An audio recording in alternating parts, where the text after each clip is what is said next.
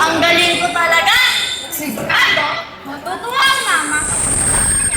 Ako ang nanalo sa ontes sa barangay. Mama! Mama! Nanalo ko sa ontes, ma!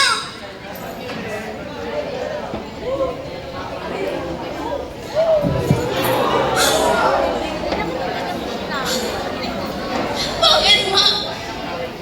Bakit niyo po ako sinampunan? Hindi po ba isang karangalan ang manalo? Hawak ko ito ngayon, ma! Ito po ang premyong natago ko kanina! Wala ka ng ibang inintindi kundi ang sarili mo. Aanhin ng pamilya natin ang karangalang iyan. Hindi po ba isang karangalan ang manalo?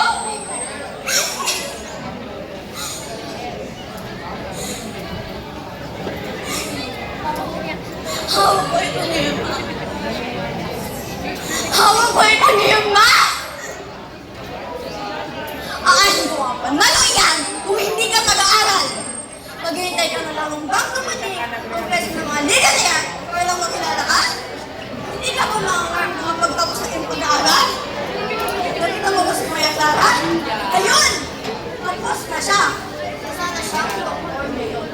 Si Bernadette, nabalitaan niyo ba? Isa na siyang nurse. Ikaw! Diyan! Diyan ka lang pagaling. Ano mangyayari sa buhay mo? Sabi naman, ma! Hindi ako si Maria Clara. Hindi rin ako si Bernadette. Bakit, ma?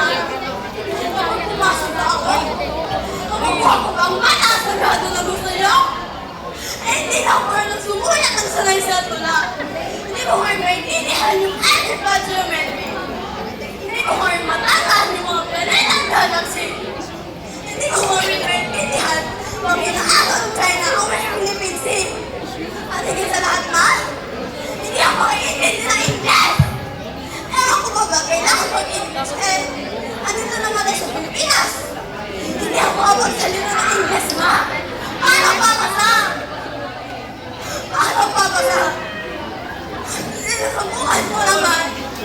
May lagi pinagtatawanan ng mga klase kong iyan. Sila ang mga klase kong magaling mag-bash. Sila ang mga klase kong magaling mag-bala. Ikaw, di ba lagi mo pinagtatawanan? Ngayon, di ba sa bawat pagkakataon nito, lagi kayo nanguhusga? Napakatangay ako ng walang sa tono. Natawa na kayo. Kung nahulingay ako ng sa pagkaitin, sir, natawa na kayo ng malakas. Kung nahulingay ako sa pronunciation ko, tinatawanan niyo na ako.